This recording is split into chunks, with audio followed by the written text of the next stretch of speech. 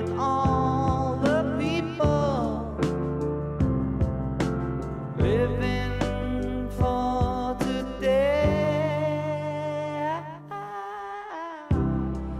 Imagine there's no countries.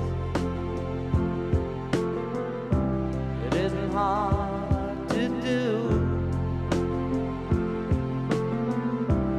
Nothing to kill or die for, and no religion